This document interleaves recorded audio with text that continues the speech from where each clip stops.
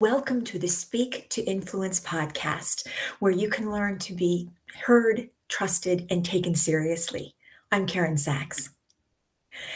Have you ever met someone and almost immediately felt like you could trust them? Or on the other side, met someone who didn't even say a word, but they made you feel uncomfortable? That probably had to do with their body language. In communications, we have a rule. It's called the 55-38-7 rule. And what that means is 55% of your communication is nonverbal. 38% is the tone and energy of your voice. And 7%, just 7%, are the words that you say. Today, we're going to talk about that 55% of nonverbal communications. Now, nonverbal communication is very important, and it encompasses a lot of things. First of all, it includes things like what you're wearing, how you're approaching somebody, what you look like. If you have long hair or short hair or bald, if you have tattoos or you are wearing makeup or one of 100 things that somebody could look at and judge you by, both positive and negative. That's nonverbal communications. The other side of nonverbal communication is body language, and that's where we're going to focus our energies on today. Because body language is the main component to help people understand you if you are competent, confident, and credible. And now let's get started. Body language includes a lot of different things. It includes, for starters, your posture. Do you stand up straight or do you slouch? Standing up straight presents a very different perception than someone who's slouching all the time. And then there's your facial expressions. Do you smile? Does your forehead crunch up when you're worried about something? Do your eyebrows raise when you're surprised by something that was said? Those are all facial expressions. And then we have eye contact. This is one of the big ones. Eye contact is critical. If you are distracted and looking off in the distance at things, then people are questioning whether you're paying attention to them. There's a 3-second rule in communication that you should be looking at one eye every 3 seconds. So that might mean that you're changing back and forth. Or if you look away briefly, as you might in a conversation, that you come back and you look at the eyes again. That's what's important. Eye contact, because that shows that you're interested and engaged and at least present in the conversation. Something else that comes to, hey, Nisha, I'm glad you're here today. We're talking about body language. The other aspect of body language is hand gestures. You want to make sure that you're talking with your hands periodically.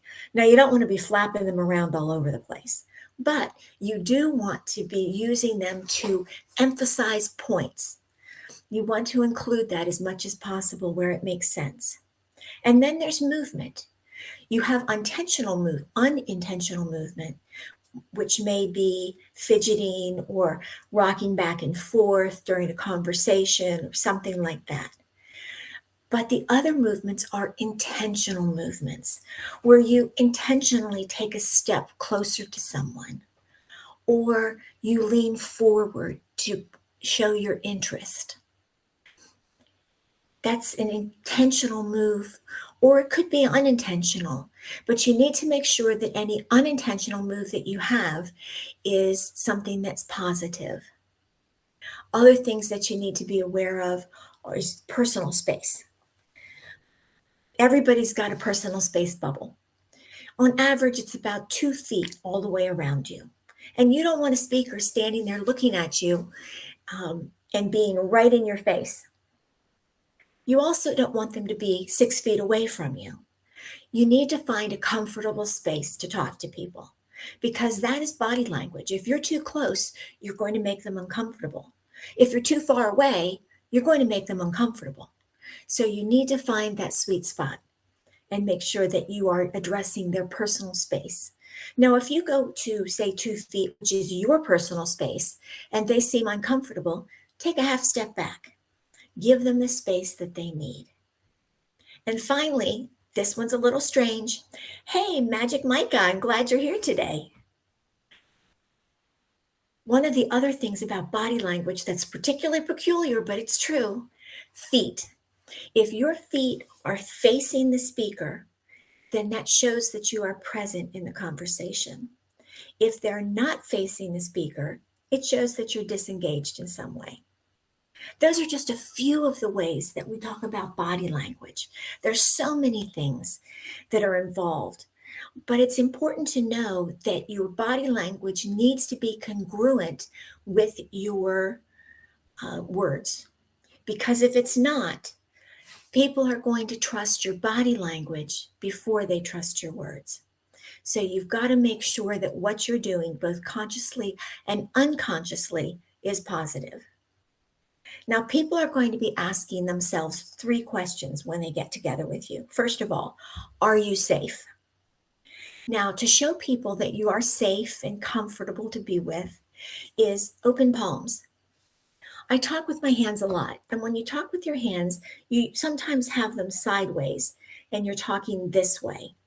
Consider this way, more open palm when you discuss, because it makes people feel more comfortable. The other thing is smile. You want to make sure that you're smiling when you're talking to somebody and that your face has a calm expression on it.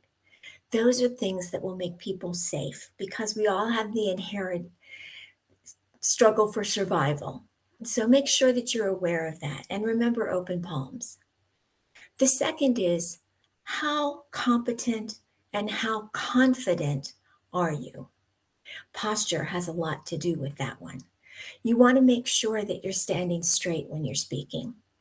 You want to make sure that you're using appropriate hand motions to reinforce what you want to say. You want to make sure that you have a smile on your face. And when they're speaking to you, that your face is reflecting what is appropriate. If they're saying something funny, smile. If they say something that's shocking, you're probably going to get your brows that go up as you talk about it. Or something serious, you may crinkle your brow a little bit. You don't have to worry necessarily about, oh, she said something shocking. Raise my eyebrows now. Because normally your body will react that way if you were engaged and present in a conversation. And that's what you want to be. The final thing is, how warm are you? Are you a comfortable person? Are you happy in your own skin? Do you feel comfortable about what you're talking about? Do you care what the other person is saying? In that case, eye contact is very, very important. You may even lean forward a little bit, coming closer to their personal space to show that you're interested in what they have to say. And you want to make sure that your face is calm and relaxed when you talk to them. All of these things make a huge difference. And it may seem silly, but it really matters. Here are some things that people do that are really annoying and show bad body language. And bad body language means you're conveying to the listener that you're not really paying attention, or to the speaker that you're not really paying attention. Things like fidgeting. Do you have a pencil that you're playing with constantly? Are you playing with your hair? Or maybe jewelry? You could just be fidgeting with a hangnail. Whatever it is, that fidgeting can be very disruptive to some people. Another thing is crossed arms. Now, unless it's cold outside, there is no reason for you to ever have crossed arms. You want to make sure that your body is as relaxed as it can possibly be, so that you can react naturally to the conversation in which you are engaged. And finally, eye contact. I told you it's the most important thing. You need to make sure that you are maintaining eye contact with the person that is speaking or who is listening to you.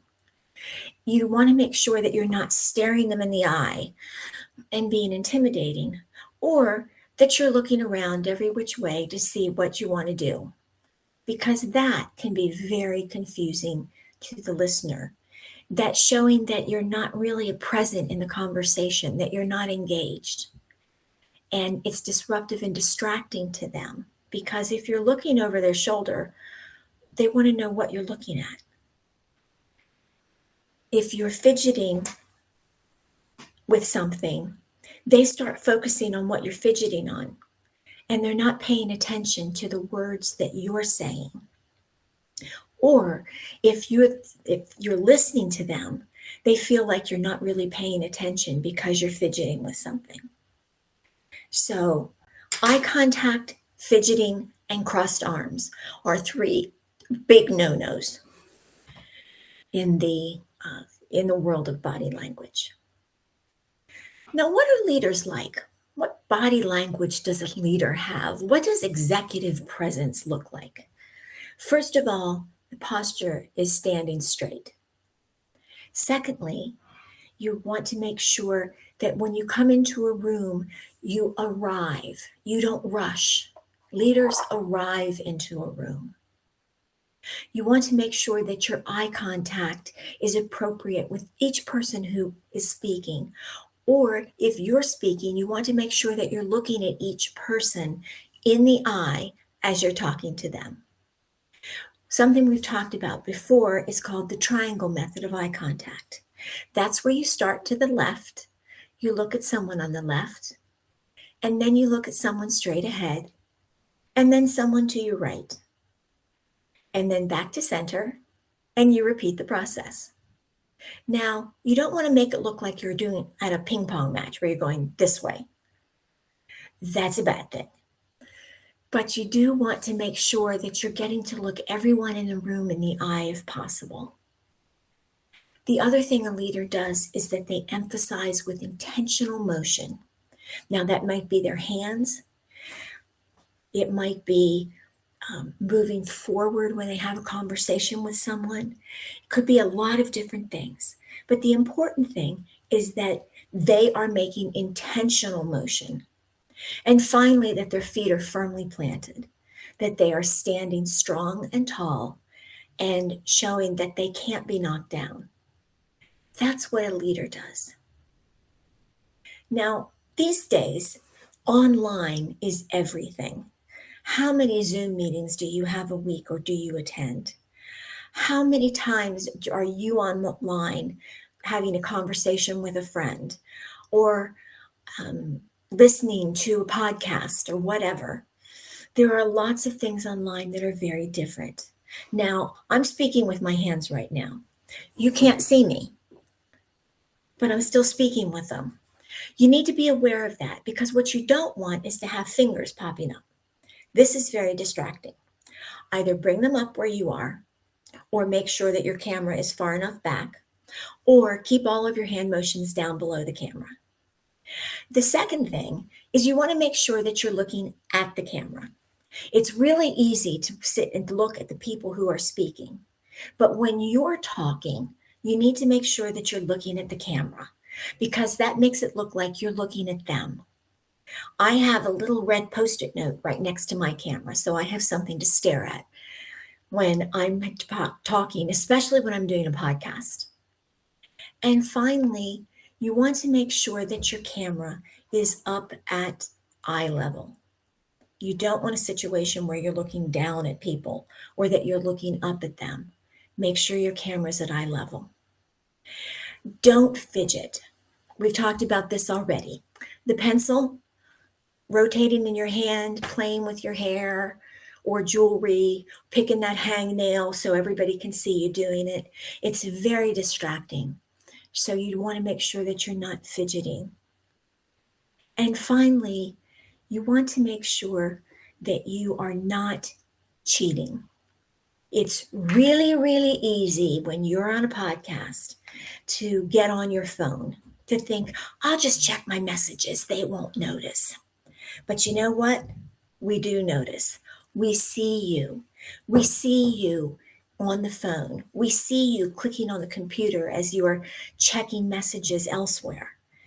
Know that you are being seen when you're online. And it's important that your body language is effective online as well as offline. Communications is the number one life skill. It affects every aspect of your life. And nonverbal communication, and particularly body language, is a big part of that. 55%. Make sure that you are leaving the impression that you want to leave, so that when you walk in a room and before you say the first word, people know exactly where you stand. I appreciate you being with me tonight. Thank you so much for your time. Nisha, Magic Micah, thank you for being with me. I hope you have learned something. And for those of you watching the replay, thanks for taking the time to do it. We'll see you next time.